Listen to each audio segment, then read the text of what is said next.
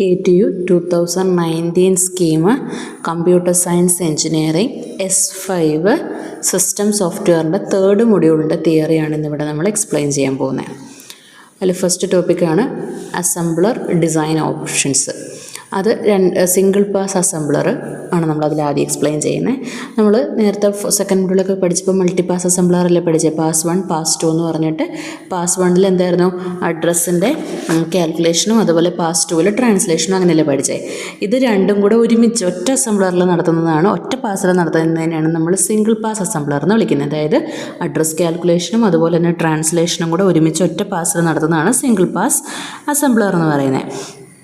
ഇത് നമുക്ക് എപ്പോഴാണ് യൂസ് ചെയ്യേണ്ടതെന്ന് വെച്ചാൽ ഒരു സെക്കൻഡ് പാസ് അവോയ്ഡ് ചെയ്യാം, അങ്ങനെയുള്ള കണ്ടീഷൻസിലാണ് നമ്മൾ സിംഗിൾ പാസ് കൊടുക്കുക. അപ്പോൾ ഇതതുകൊണ്ട് തന്നെ വളരെ ഫാസ്റ്റ് ആയിരിക്കും. പക്ഷേ ഇതിനകത്ത് വരുന്നൊരു പ്രോബ്ലം എന്ന് പറയുന്നതാണ് ഫോർവേഡ് റെഫറൻസ് പ്രോബ്ലം. ഈ ഫോർവേഡ് റെഫറൻസ് പ്രോബ്ലം എന്ന് പറഞ്ഞാൽ എന്താണെന്ന് വെച്ചിട്ടുണ്ടെങ്കിൽ, നമ്മളിപ്പോൾ ഒരു സിമ്പിൾ ഡിഫൈൻ ചെയ്തു എന്ന് വിചാരിക്കുക. ഒരു റെഫറൻസ് ഒരു സിമ്പിൾ നമ്മൾ പ്രോഗ്രാമിനകത്ത് ഡിഫൈൻ ചെയ്തു. പക്ഷേ ആ സിമ്പിളിൻ്റെ അഡ്രസ്സ് വരുന്നതെന്ന് പറഞ്ഞാൽ അത് കഴിഞ്ഞിട്ട് കുറച്ചുകൂടെ കഴിഞ്ഞ് കഴിയുമ്പോഴാണ് അതിൻ്റെ അഡ്രസ്സ് വരുന്നതെന്നുണ്ടെങ്കിൽ ആ ടൈമിൽ നമുക്ക് അതിൻ്റെ അഡ്രസ്സ് കാൽക്കുലേഷൻ ചെയ്യാനായിട്ട് പറ്റത്തില്ലല്ലോ, അതിനെ ഒബ്ജക്റ്റ് കോഡാക്കി കൺവേർഷൻ ചെയ്യാനായിട്ട് പറ്റത്തില്ല. അതിനെയാണ് നമ്മൾ ഫോർവേഡ് റെഫറൻസ് പ്രോബ്ലം എന്ന് വിളിക്കുക. അപ്പോൾ ഈ ഫോർവേഡ് റെഫറൻസ് പ്രോബ്ലം എലിമിനേറ്റ് ചെയ്യാനായിട്ട് നമുക്ക് രണ്ട് രീതി ചെയ്യാം. ഫസ്റ്റ് വണ്ണാണ് ലോഡ് ആൻഡ് ഗോ അസംബ്ലർ എന്ന് പറയുന്നത്. ഈ ലോഡ് ആൻഡ് ഗോ അസംബ്ലറിന് അല്ലെങ്കിൽ നമ്മൾ ടൈപ്പ് 1 എന്ന് പറയും. അതിനകത്ത് നമ്മൾ ഇമ്മീഡിയറ്റ് എക്സിക്യൂഷന് വേണ്ടിയിട്ടാണ് ഒബ്ജക്റ്റ് കോഡുകളെല്ലാം മെമ്മറിക്കകത്ത് ജനറേറ്റ് ചെയ്യുന്നത്. അപ്പോൾ നമ്മൾ ഒബ്ജക്റ്റ് പ്രോഗ്രാം എഴുതുന്നില്ലാത്തത് കൊണ്ട് തന്നെ നമുക്ക് എന്ത് ചെയ്യുക, ലോഡറിൻ്റെ ആവശ്യം വരുന്നില്ല. അപ്പോൾ ഇതിൻ്റെ വർക്കിംഗ് എങ്ങനെയാണെന്ന് പറഞ്ഞാൽ, ഇപ്പോൾ എക്സാമ്പിൾ നമ്മൾ ആ നോട്ടിൽ കാണിച്ചിരിക്കുന്ന എക്സാമ്പിൾ നോക്കിക്കേ. First STL return address, then 0030 return address word 1 എന്ന് പറഞ്ഞാൽ നമ്മുടെ പ്രോഗ്രാം ഇരിക്കുന്നത്. അതായത് റിട്ടേൺ അഡ്രസ്സ് എന്ന് പറയുന്ന ആ ഒരു ലേബലിനെ STL സ്റ്റോർ ചെയ്യാനാണ് നമ്മൾ പറഞ്ഞിരിക്കുന്നത്. ഫസ്റ്റ് എന്ന് പറയുന്നത് ആ പ്രോഗ്രാമിൻ്റെ നെയിമാണ്. അപ്പോൾ നമ്മൾ ഇതിൻ്റെ ഒബ്ജക്റ്റ് കോഡ് കൺവേർഷൻ ചെയ്യാൻ നേരത്തെ നമ്മൾ എന്ത് ചെയ്യണം, ഇതിൻ്റെ അഡ്രസ്സ് എടുക്കണം അല്ലേ. പക്ഷേ റിട്ടേൺ അഡ്രസ്സ് എന്നുള്ള വേരിയബിളിൻ്റെ അഡ്രസ്സ് അത് കഴിഞ്ഞിട്ടല്ലേ വന്നിരിക്കുന്നത്. അതിൻ്റെ അഡ്രസ്സ് എന്ന് പറയുന്നത് 0030 റിട്ടേൺ അഡ്രസ്സ് വേർഡ് 1 എന്നാണ് വന്നിരിക്കുന്നത് അല്ലേ.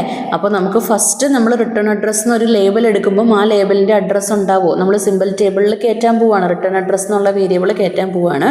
പക്ഷേ റിട്ടേൺ അഡ്രസ്സ് എന്നുള്ള ആ സിമ്പിളിൻ്റെ കറസ്പോണ്ടിങ് ആയിട്ട് അഡ്രസ്സ് കയറ്റാനുണ്ടോ നമുക്ക് സിമ്പിൾ ടേബിളിൽ? ഇല്ല. അപ്പോൾ ഇതാണ് നമ്മളുടെ ഫോർവേഡ് റെഫറൻസ് പ്രോബ്ലം എന്ന് പറയണേ. ഇനി ഇതിനെ നമ്മൾ എങ്ങനെയാണ് മാറ്റുക എന്ന് പറഞ്ഞാൽ, അപ്പോൾ നമ്മൾ സിമ്പിൾ ടേബിളിൽ റിട്ടേൺ അഡ്രസ്സ് എന്ന് ആദ്യം നമ്മൾ ലേബൽ കൊടുത്തു. എന്നിട്ട് അതിൻ്റെ അഡ്രസ്സ് കൊടുക്കുന്ന സ്ഥലത്ത് നമ്മളൊരു സ്റ്റാർ ഇട്ട് കൊടുക്കുക. സ്റ്റാർ എന്ന് പറഞ്ഞു കഴിഞ്ഞാൽ അൺഡിഫൈൻഡ് എന്നാണ് മീനിങ്. അതായത് ഇതിപ്പോൾ സിമ്പിൾ ടേബിളിൽ നമ്മൾ എൻ്റർ ചെയ്തിരിക്കുന്നതിൻ്റെ അർത്ഥം റിട്ടേൺ അഡ്രസ്സ് എന്നൊരു ലേബലുണ്ട്, പക്ഷെ നമ്മൾ അത് അൺഡിഫൈൻ ആണ്, ഇതുവരെ ഡിഫൈൻ ചെയ്തിട്ടില്ല. അതിലേക്ക് നമ്മളൊരു ലിങ്ക്ഡ് ലിസ്റ്റ് അറ്റാച്ച് ചെയ്യും. എന്നിട്ട് ആ ലിങ്ക്ഡ് ലിസ്റ്റിൽ ഇപ്പോൾ ഈ റിട്ടേൺ അഡ്രസ്സ് എന്ന് പറഞ്ഞിട്ട്, അതായത് ഫസ്റ്റ് STL റിട്ടേൺ അഡ്രസ്സ് അതാണല്ലോ നമ്മൾ ചെയ്യാനെടുത്തിരിക്കുന്നത്, ആ ഒരു കറസ്പോണ്ടിങ് ആയിട്ടുള്ള ഇൻസ്ട്രക്ഷൻ്റെ അഡ്രസ്സ് ഏതാണോ നമ്മൾ അതിലേക്ക് അറ്റാച്ച് ചെയ്ത് വെക്കും. അതിനുശേഷം അടുത്ത ഇതിലേക്ക് പോയി അടുത്ത ഇൻസേർഷനൊക്കെ നമ്മൾ ചെക്ക് ചെയ്ത് പിന്നെ നമുക്ക് 0030 റിട്ടേൺ അഡ്രസ്സ് വേർഡ് 1 എന്നുള്ള ഒരു ലൈനിലോട്ട് എത്തുമല്ലോ. അപ്പോൾ അവിടെ വെച്ച് നമുക്ക് എന്താ റിട്ടേൺ അഡ്രസ്സ് എന്നുള്ള ലേബലിൻ്റെ കറസ്പോണ്ടിങ് ആയിട്ടുള്ള അഡ്രസ്സ് കിട്ടി, 0030 എന്ന് കിട്ടി. അപ്പോൾ നമ്മൾ നേരെ സിമ്പിൾ ടേബിളിലോട്ട് പോയി സിമ്പിൾ ടേബിളിൽ നോക്കിയപ്പോൾ റിട്ടേൺ അഡ്രസ്സ് എന്നൊരു ലേബലുണ്ട്, പക്ഷേ അതിൻ്റെ അഡ്രസ്സ് അൺഡിഫൈൻഡ് ആയിട്ട് കിടക്കുന്നുണ്ട്. അതായത് എവിടെയോ ഇത് പൂർത്തീകരിച്ചിട്ടില്ല, എവിടെയോ ഈ ഒരു ഇൻസേർഷൻ പൂർത്തീകരിക്കാനുണ്ടെന്നല്ല അതിൻ്റെ അർത്ഥം. അപ്പോൾ അതിൻ്റെ കറസ്പോണ്ടിങ് ആയിട്ടുള്ള ലിങ്ക്ഡ് ലിസ്റ്റിൽ നമ്മൾ അറ്റാച്ച് ചെയ്തിരിക്കുന്ന അഡ്രസ്സാണ് നമുക്ക് കംപ്ലീറ്റ് ചെയ്യാനുള്ളതെന്ന് മനസ്സിലായി. നേരെ ആ അഡ്രസ്സിലോട്ട് പോകുന്നു. അവിടെ വെച്ചിട്ട് നമ്മൾ എന്ത് ചെയ്യുന്നു, ഇതിൻ്റെ അഡ്രസ്സ് റിട്ടേൺ അഡ്രസ്സിൻ്റെ വാല്യൂ എത്രയാണെന്നുള്ളത്, ഇപ്പോൾ റിട്ടേൺ അഡ്രസ്സ് എന്നുള്ളതിൻ്റെ അഡ്രസ്സ് ഏതാണെന്ന് വെച്ചാൽ നമ്മൾ അവിടെ കൊടുക്കുന്നു, അത് കംപ്ലീറ്റ് ചെയ്യുന്നു. അത് കംപ്ലീറ്റ് ചെയ്തതിന് ശേഷം പിന്നെ നമ്മൾ തിരിച്ച് സിമ്പിൾ ടേബിളിലോട്ട് വന്നിട്ട് ഈ ഒരു എൻട്രി നമ്മൾ ഡിലീറ്റ് ചെയ്യുന്നു. അങ്ങനെ നമുക്ക് ആ പ്രോബ്ലം സോൾവ് ചെയ്യാനായിട്ട് പറ്റും. ഇനി സെക്കൻഡ് ടൈപ്പാണ് 1+ assembler generating object code for later execution. ഇതിനെ ടൈപ്പ് 2 എന്ന് വിളിക്കും. ഇതിനകത്ത് നമ്മൾ എക്സിക്യൂഷൻ നടത്തുന്നത് പിന്നീട് ഒടുക്കുകയാണ്. അതായത് നമുക്ക് ഫയൽസ് അല്ലെങ്കിൽ ഡിസ്കോ അങ്ങനെയൊക്കെ ആയിട്ട് എക്സ്റ്റേണൽ സ്റ്റോറേജിൽ നമുക്ക് എന്ത് ചെയ്യാൻ പറ്റും, ഒബ്ജക്റ്റ് പ്രോഗ്രാമിന് സ്റ്റോർ ചെയ്ത് വെക്കാനായിട്ട് പറ്റും. അപ്പോൾ ഈ ഓപ്പറൻറ്റിന് അതൊക്കെ നമ്മൾ നടത്തുന്ന റാൻഡം ആയിട്ടുള്ള എന്തെങ്കിലും അഡ്ജസ്റ്റ്മെൻ്റ് ഒക്കെ ഉണ്ടെങ്കിൽ അതൊന്നും നമുക്ക് ഇതിനകത്ത് പോസിബിളായിട്ട് പറ്റത്തില്ല. കാരണം നമ്മൾ എക്സ്റ്റേണൽ ആയിട്ടാണുള്ളത് സ്റ്റോർ ചെയ്യുന്നത്, അപ്പോൾ അതുകൊണ്ട് നമുക്കത് പറ്റത്തില്ല. അപ്പോൾ ഇതിനകത്ത് എങ്ങനെയാണ് ഈ ഫോർവേഡ് റെഫറൻസ് പ്രോബ്ലത്തിനെ നമ്മൾ ട്രീറ്റ് ചെയ്യുന്നത് അല്ലെങ്കിൽ ഹാൻഡിൽ ചെയ്യുന്നതെന്ന് പറഞ്ഞു കഴിഞ്ഞാൽ, നമ്മൾ നേരത്തെ പറഞ്ഞ പോലെ തന്നെ ഓപ്പറൻറ്റിനകത്ത് അൺഡിഫൈൻഡ് സിമ്പിളൊക്കെ കൊടുക്കും. എന്നിട്ട് നമ്മൾ ഇത് മറ്റതിനകത്ത് എങ്ങനെയാണ് ചെയ്തത്, അത് എൻ്റെ ലിങ്ക്ഡ് ലിസ്റ്റ് അറ്റാച്ച് ചെയ്തിട്ട് അങ്ങ് പോലെ ചെയ്തേ. ഇവിടെ അങ്ങനെയല്ല, നമ്മൾ സ്റ്റാർട്ടിങ് അഡ്രസ്സ് 0 എന്ന് പറഞ്ഞ് കൊടുത്തിട്ട് അതിനെ കംപ്ലീറ്റ് ചെയ്ത് ടെക്സ്റ്റ് റെക്കോർഡ് നമ്മൾ എഴുതും. ദെൻ ഫോർവേഡ് റെഫറൻസ് ഒക്കെ എൻ്റർ ചെയ്തു. ഇതുപോലെ തന്നെ ലിസ്റ്റിലിട്ട് സിമ്പിൾ ടേബിൾ എൻ്റർ ചെയ്ത് വന്ന് റിട്ടേൺ അഡ്രസ്സ് എന്നുള്ള ലേബൽ എൻ്റർ ചെയ്ത് അതിൻ്റെ അഡ്രസ്സ് വരുമല്ലോ. അഡ്രസ്സ് വന്നു കഴിഞ്ഞ് കഴിയുമ്പം തിരിച്ച് പോയിട്ട് നമ്മൾ ആ ഓൾറെഡി 0 എന്ന് പറഞ്ഞ് എഴുതിയിരിക്കുന്ന ടെക്സ്റ്റ് റെക്കോർഡിനെ നമ്മൾ മാറ്റും. ഓക്കെ, അപ്പോൾ അസംബ്ലർ എന്ത് ചെയ്യും, പുതിയൊരു ടെക്സ്റ്റ് റെക്കോർഡ് ജനറേറ്റ് ചെയ്യും. കറക്റ്റ് ഓപ്പറൻ്റ് അഡ്രസ്സ് വെച്ചിട്ട് പുതിയ ടെക്സ്റ്റ് റെക്കോർഡ് നമ്മൾ ജനറേറ്റ് ചെയ്യും. അപ്പോൾ ഓൾറെഡി നമ്മൾ 0 എന്ന് പറഞ്ഞ് എൻട്രി ചെയ്തിട്ടുള്ള ടെക്സ്റ്റ് റെക്കോർഡ് എന്ത് ചെയ്തോളും, മോഡിഫൈഡ് ആയിക്കോളും. നമ്മളിവിടെ വാല്യൂ മാറ്റുന്നതനുസരിച്ച് ഇൻകറക്റ്റ് ആയിട്ടുള്ള അഡ്രസ്സ് 0 എന്നുള്ളത് അപ്ഡേറ്റ് ചെയ്ത് പുതിയത് നമ്മൾ ടെക്സ്റ്റ് റെക്കോർഡിൽ കൊടുക്കുന്ന അഡ്രസ്സ് ഏതാണോ അതിലേക്ക് അപ്ഡേഷൻ വന്നോളും. അടുത്തത് മൾട്ടി പാസ് അസംബ്ലർ. ഈ 2 പാസ് അസംബ്ലറിനകത്തും നമുക്ക് എന്തുണ്ടാവും, ഇങ്ങനത്തെ ഒരു പ്രശ്നം വരും. ഈ ഫോർവേഡ് റെഫറൻസ് എന്നുള്ളൊരു പ്രോബ്ലം വരും. എപ്പോഴാണെന്ന് വെച്ചാൽ ഈ ക്യൂ എന്ന് പറയുന്ന സ്റ്റേറ്റ്മെൻറ്റ് നമ്മൾ യൂസ് ചെയ്യുമ്പോൾ. അപ്പോൾ ആ ഒരു ഫോർവേഡ് റെഫറൻസ് പ്രോബ്ലം കളയാൻ വേണ്ടി നമ്മൾ യൂസ് ചെയ്യുന്നതാണ് മൾട്ടി പാസ് അസംബ്ലർ. അപ്പോൾ മൾട്ടി പാസ് അസംബ്ലറിൻ്റെ ഒരു എക്സാമ്പിൾ നമ്മൾ പറയുന്നത് HEQU_m/2 MEQB-C PEQZ-1 then C എന്നുള്ളതിൻ്റെ അഡ്രസ്സ് പറഞ്ഞിട്ടുണ്ട്, B എന്നുള്ളതിൻ്റെ അഡ്രസ്സ് പറഞ്ഞിട്ടുണ്ട്. അപ്പോൾ ഫസ്റ്റത്തെ നമ്മുടെ ലൈൻ എന്ന് പറയുന്നത് HEQM/2 എന്നാണ്. പക്ഷേ അത് നമുക്ക് കംപ്ലീറ്റ് ചെയ്യണമെങ്കിൽ എമ്മിൻ്റെ അഡ്രസ്സ് നമുക്ക് അറിയത്തില്ല. അടുത്ത സെൻറ്റൻസ് എന്ന് പറയുന്നത് MEQB-C എന്നാണ്. അത് കംപ്ലീറ്റ് ചെയ്യണമെങ്കിൽ ബിൻ്റെയും സിൻ്റെയും അഡ്രസ്സ് അറിയില്ല. പി കംപ്ലീറ്റ് ചെയ്യണമെങ്കിൽ നമുക്ക് സിൻ്റെ അഡ്രസ്സ് അറിയില്ല. അപ്പോൾ അതാണ് നമ്മളുടെ പ്രശ്നം. അപ്പോൾ ഇത് നമ്മൾ എങ്ങനെയാണ് സിമ്പിൾ ടേബിളിൽ നമ്മൾ എൻ്റർ ചെയ്യുന്നത് വെച്ചാൽ ഫസ്റ്റ് നമുക്ക് H ആണ് എടുക്കേണ്ടത് അല്ലേ. അപ്പോൾ ഫസ്റ്റത്തെ ലൈൻ H ആണ്. സോ നമ്മൾ H എന്ന് എൻ്റർ ചെയ്തു. അത് ഡിപ്പെൻഡ് ചെയ്യുന്നത് m/2നെയാണ്. അപ്പോൾ നമുക്ക് m/2 എന്ന് എഴുതണം. സോ അത് ഡിപ്പെൻഡ് ചെയ്യുന്നത് ആകെ m എന്നുള്ള ഒരെണ്ണത്തിനെ മാത്രമല്ലേ. ആ ഒരെണ്ണത്തിനെ കിട്ടിക്കഴിഞ്ഞാൽ നമുക്കിത് കംപ്ലീറ്റ് ചെയ്യാം. അതുകൊണ്ടാണ് നമ്മൾ &1 എന്ന് ഇടുന്നത്. ഡിപ്പെൻഡ് ചെയ്യുന്ന എമ്മിനെ മാത്രമായതുകൊണ്ട്. സോ &1 എന്ന് കൊടുത്തു. അത് കഴിഞ്ഞു. ഇനി അടുത്തത് നമുക്ക് എം വേണം. അപ്പോൾ എമ്മിലോട്ട് നമ്മൾ പോവുകയാണ്. എം എന്ന് പറയുന്നത് നമുക്കറിയോ, അതിൻ്റെ അഡ്രസ്സ് അറിയത്തില്ല. അപ്പോൾ അതുകൊണ്ട് അത് നമുക്ക് അൺഡിഫൈൻഡ് ആണെന്ന് പറഞ്ഞ് നമ്മൾ സ്റ്റാർന്ന് ഇട്ട് കൊടുത്തു. ദെൻ നമ്മളതൊരു ലിങ്ക് ലിസ്റ്റിലേക്ക് കാണിച്ചിരിക്കുന്നത് എന്താണെന്ന് വെച്ചാൽ എം ഉണ്ടെങ്കിൽ എമ്മിനെ ഡിപ്പെൻഡ് ചെയ്തിരിക്കുന്ന ആരാ, H അല്ലേ. അപ്പോൾ എം കിട്ടിയ തിരിച്ച് Hലോട്ട് പോവുക എന്ന് മീൻ ചെയ്യാൻ വേണ്ടിയിട്ടാണ് നമ്മളവിടെ അറ്റാച്ച് ചെയ്തിരിക്കുന്നത്. അത് കഴിഞ്ഞ് അടുത്ത സ്റ്റെപ്പ് എന്ന് പറഞ്ഞാൽ റൈറ്റ് സൈഡിലുള്ള ടേബിൾ നോക്കുക. ഇത് രണ്ടും ഓൾറെഡി ഉണ്ട്. Hൻ്റെയും ടേബിളുണ്ട്, അതുപോലെ തന്നെ എമ്മിൻ്റെ ഉണ്ട്.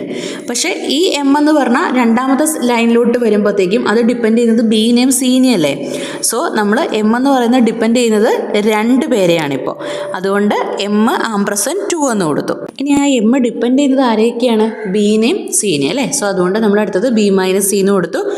പക്ഷെ അതിനകത്ത് ബിയും സിയും ഡിഫൈൻ ചെയ്തിട്ടുണ്ടോ, ഇല്ല. അപ്പോൾ അതുകൊണ്ട് ബിയും അൺഡിഫൈൻഡ് ആണ്, സിയും അൺഡിഫൈൻഡ് ആണെന്ന് കൊടുത്തു.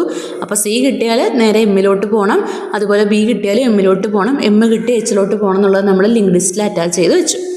ഇനി നമ്മൾ അതിൻ്റെ താഴത്തെ ഇൻസേർഷൻ നോക്കുവാണെങ്കിൽ ഞാൻ അടുത്തത് വന്നേ പി ആണ്. അപ്പോൾ ഇപ്പോൾ ഓൾറെഡി ഉള്ള ആൾക്കാർ കൂടാണ്ട് അഡീഷണലി ഒരാളും കൂടെ നമ്മുടെ സിമ്പിൾ ടേബിളിൽ കയറി പി ആണ്. പി എന്നുള്ള ആൾ ഡിപ്പെൻഡ് ചെയ്യുന്ന ഒരാളെ. സോ &1 അത് ഡിപ്പെൻഡ് ചെയ്യുന്ന ആൾ C-1. അവരെ ഡിപ്പെൻഡ് ചെയ്ത് പീനെ ഡിപ്പെൻഡ് ചെയ്ത് ഇനി ആരും ഇരിക്കുന്നില്ല. അതുകൊണ്ട് നമ്മൾ അവിടെ എന്ത് കൊടുത്തിട്ടില്ല, ലിങ്ക് ലിസ്റ്റ് അറ്റാച്ച് ചെയ്തിട്ടില്ല. അടുത്ത ലൈനിലോട്ട് വരുമ്പോഴത്തേക്കും അവിടെ നമുക്ക് എന്ത് വന്നു, സീൻ്റെ അഡ്രസ്സ് വന്നു.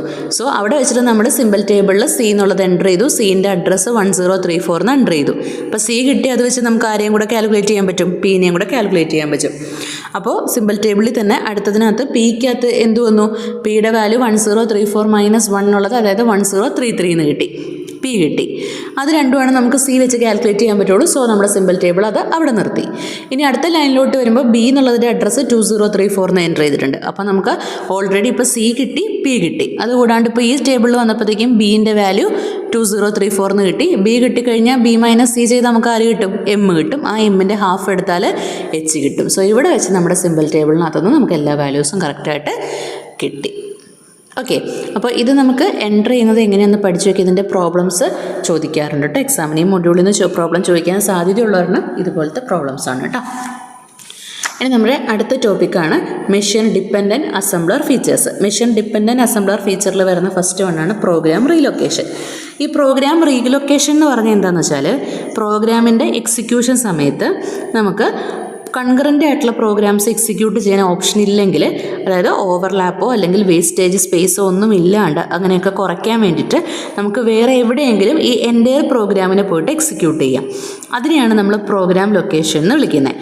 അപ്പോൾ അങ്ങനെ ചെയ്യുമ്പം അതിൻ്റെ അഡ്രസ്സ് അസംബ്ലി ടൈമിൽ സ്പെസിഫൈ ചെയ്യുവാണെങ്കിൽ ആ ടൈപ്പ് പ്രോഗ്രാമിനെയാണ് നമ്മൾ അബ്സല്യൂട്ട് പ്രോഗ്രാം എന്ന് പറയുന്നത്. അതായത് നമുക്കിപ്പോൾ സ്റ്റാർട്ടാന്നൊക്കെ പറഞ്ഞാൽ നമ്മളൊരു അഡ്രസ്സ് അതിൻ്റെ കൂടെ കൊടുക്കുകയാണെങ്കിൽ ആ അഡ്രസ്സ് സ്പെസിഫൈ ചെയ്യുവാണെങ്കിൽ അതിനെ നമ്മൾ എന്തെന്ന് വിളിക്കും? അബ്സല്യൂട്ട് പ്രോഗ്രാം എന്ന് വിളിക്കും. ഇനി ഈ അഡ്രസ്സ് നമ്മൾ നോക്കുന്ന സമയത്ത് അത് പ്രോഗ്രാം റിലേറ്റീവ് ആണോ, ബേസ് റിലേറ്റീവ് ആണോ, ഇമ്മീഡിയറ്റ് അഡ്രസ്സിംഗ് ആണോ എന്നൊക്കെ നമ്മൾ ചെക്ക് ചെയ്യണം.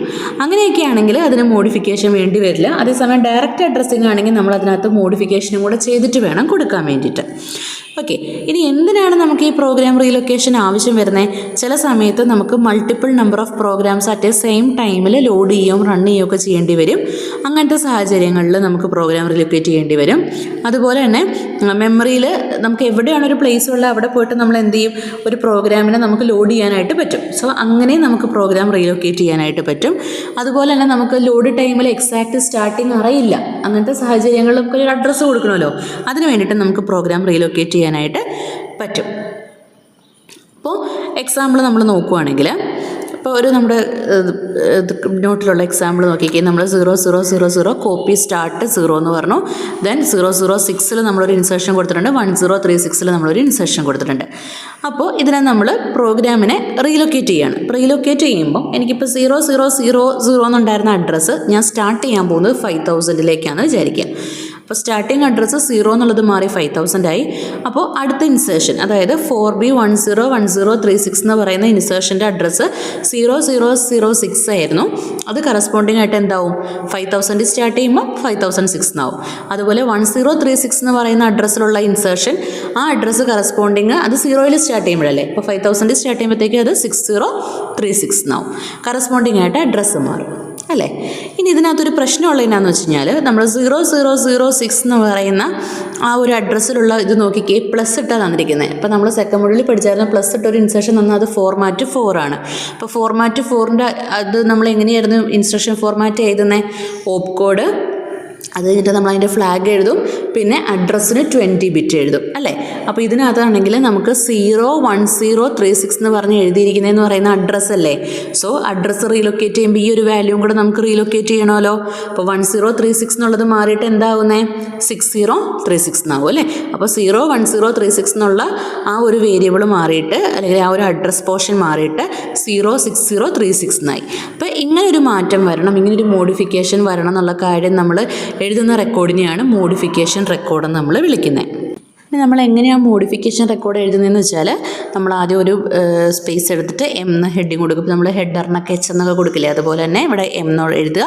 പിന്നെ അതിൻ്റെ സ്റ്റാർട്ടിങ് അഡ്രസ്സ് എത്രയാണെന്നുള്ളത് 6 ബിറ്റായിട്ട് റെപ്രസെൻറ്റ് ചെയ്യുക. കോളം 2 to 7 പറഞ്ഞത്. അപ്പോൾ 6 ബിറ്റായിട്ട് നമ്മൾ അതിൻ്റെ അഡ്രസ്സ്, അതായത് ഏത് പോയിന്റ് ചെയ്ത് അല്ലെങ്കിൽ ഏത് അഡ്രസ്സിൽ നിന്നാണോ നമുക്ക് മോഡിഫിക്കേഷൻ സ്റ്റാർട്ട് ചെയ്യേണ്ടത് ആ സ്റ്റാർട്ടിങ് അഡ്രസ്സ് നമ്മൾ മെൻഷൻ ചെയ്യുക. അതിനുശേഷം ആ അഡ്രസ്സിൽ നിന്ന് എത്ര ലെങ്ത്ത് വരെ മോഡിഫിക്കേഷൻ കൊടുക്കണം എന്നുള്ള ലെങ്ത്ത് നമുക്ക് എൻ്റർ ചെയ്യാം. ഇപ്പോൾ നമ്മുടെ ഈ പറഞ്ഞ എക്സാമ്പിൾ വെച്ച് അത് എങ്ങനെയാണ് വരികയെന്ന് നോക്കിക്കേ. ആദ്യം നമ്മൾ എം എഴുതി, ഇനി നമുക്ക് അഡ്രസ്സ് മെൻഷൻ ചെയ്യണം അല്ലേ. അപ്പോൾ ഈ 4B106036 എന്ന് പറയുന്ന ആ ഒരു സംഭവം നമുക്ക് എങ്ങനെയാണ് മെമ്മറിയിൽ ലോഡ് ആവുന്നതെന്ന് വെച്ച് കഴിഞ്ഞാൽ, ആദ്യം 4B എന്നുള്ളത് അതിൻ്റെ കറസ്പോണ്ടിങ് ആയിട്ട് 0006 എന്നല്ലേ പറഞ്ഞത്. അപ്പോൾ 4B എന്നുള്ളത് 0006 വരും. അതായത് 8 ബിറ്റ് നമുക്ക് ഒരു ഇതിനകത്ത് സ്റ്റോർ ചെയ്യാൻ പറ്റുള്ളൂ. അപ്പോൾ 4B എന്നുള്ളത് 0006 വരും. അടുത്തത് 10 എന്നുള്ളത് 0007 വരും. 60 എന്നുള്ളത് 0008 വരും. 36 എന്നുള്ളത് 0009 അടുത്ത കറസ്പോണ്ടിങ് ആയിട്ട് അങ്ങനെ വന്നുകൊണ്ടിരിക്കും. അപ്പം നമുക്ക് മോഡിഫിക്കേഷൻ സ്റ്റാർട്ട് ചെയ്യേണ്ടത് 0 മുതലല്ലേ. കാരണം അഡ്രസ്സ് എന്ന് പറയുന്നത് നമുക്ക് ഫോർമാറ്റ് 4 മൊത്തം 20 ബിറ്റാണ്. 20 ബിറ്റിനെ നമ്മൾ ഹാഫ് ബൈറ്റ് ആയിട്ട് റെപ്രസെൻറ്റ് ചെയ്യുമ്പോൾ 5 എണ്ണം വരും അല്ലേ. അപ്പോൾ 0 മുതലാണ് നമുക്ക് മോഡിഫൈ ചെയ്യേണ്ടത്. 06036 എന്നുള്ളതിനകത്ത് 0 മുതലാണ് മോഡിഫൈ ചെയ്യേണ്ടത്. ആ 0 എന്നുള്ളത് കറസ്പോണ്ടിങ് അഡ്രസ്സ് വരുമ്പോൾ ഏതിലായിരിക്കും? 4B0006 ദെൻ അടുത്ത 10 എന്നുള്ളത് 0007 കിടക്കുന്നത്. അപ്പം നമുക്ക് സ്റ്റാർട്ടിങ് അഡ്രസ്സ് എന്ന് പറയുന്നത് 0007 ആണല്ലോ.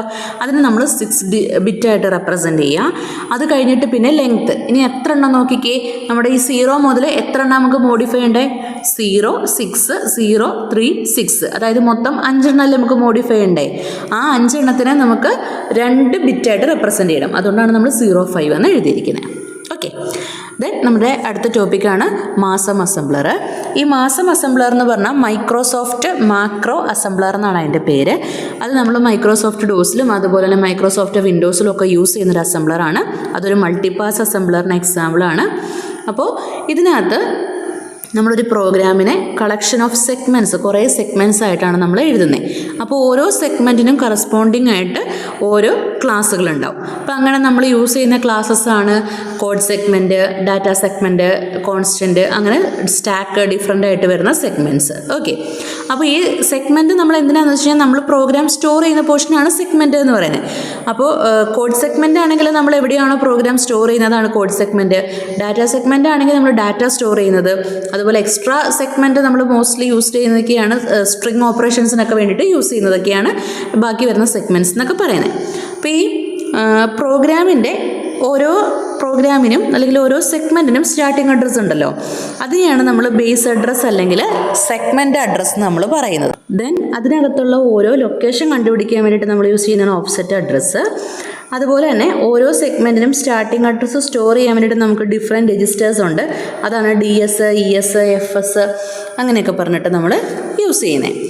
ഇനി ഏത് രജിസ്റ്ററിനകത്ത് നമുക്ക് ഏത് സെഗ്മെൻറ്റ് വേണമെങ്കിലും യൂസ് ചെയ്യാനായിട്ട് പറ്റും. അപ്പോൾ അതിന് വേണ്ടിയിട്ട് നമ്മൾ യൂസ് ചെയ്യുന്ന അസംബ്ലർ ഡയറക്റ്റീവാണ് അസ്യൂം എന്ന് പറയുന്നത്. അതായത് ഇപ്പോൾ നമ്മൾ എഴുതിയിരിക്കുന്ന എക്സാമ്പിൾ നോക്കിക്കേ, അസ്യൂം ES ഡാറ്റ സെഗ്മെൻറ്റ് 2, അതായത് ഡാറ്റ സെഗ്മെൻറ്റ് 2 എന്ന് പറയുന്ന സെഗ്മെൻറ്റിൻ്റെ രജിസ്റ്റർ എന്ന് പറയുന്നത് ES ആയിട്ട് അസ്യൂം ചെയ്യുക, അല്ലെങ്കിൽ ES ആണ് എന്ന് നമ്മൾ കാണിക്കാനാണ് അത് അസ്യൂം എന്നുള്ളത് യൂസ് ചെയ്യുന്നത്. ഇനി നമുക്കിതിനകത്ത് ജമ്പ് ഇൻസ്ട്രക്ഷൻസ് യൂസ് ചെയ്യാം. അത് രണ്ട് രീതിയിലാണ് യൂസ് ചെയ്യുന്നത്. നിയർ ജമ്പും ഉണ്ട്, ഫാർ ജമ്പും ഉണ്ട്. നിയർ ജമ്പ് എന്ന് പറഞ്ഞാൽ ഒരു സെഗ്മെൻറ്റിൽ നിന്ന് അതിൻ്റെ ഉള്ളിലേക്ക് തന്നെ നമുക്ക് ജമ്പ് ചെയ്യാൻ വേണ്ടിയിട്ടാണ് യൂസ് ചെയ്യുന്നതെങ്കിൽ അതിനെ നിയർ ജമ്പ് എന്ന് വിളിക്കും. ഫാർ ജമ്പ് എന്ന് പറഞ്ഞാൽ ഒരു സെഗ്മെൻറ്റിൽ നിന്ന് അടുത്ത സെഗ്മെൻറ്റിലേക്കാണ് പോകേണ്ടതെങ്കിൽ അതിനെ നമ്മൾ ഫാർ ജമ്പ് എന്ന് വിളിക്കും. അപ്പോൾ ഇത് മാസം ഡയറക്റ്റീവിനും നമ്മൾ നേരത്തെ യൂസ് ചെയ്തിട്ട് എക്സൈസ് എക്സിയിൽ പറഞ്ഞിട്ടുള്ള EXTDEF, EXTREF അങ്ങനത്തെ ഓപ്ഷൻസ് എല്ലാം മാസം അസംബ്ലറിനകത്ത് നമുക്ക് യൂസ് ചെയ്യാൻ പറ്റുന്നതാണ്.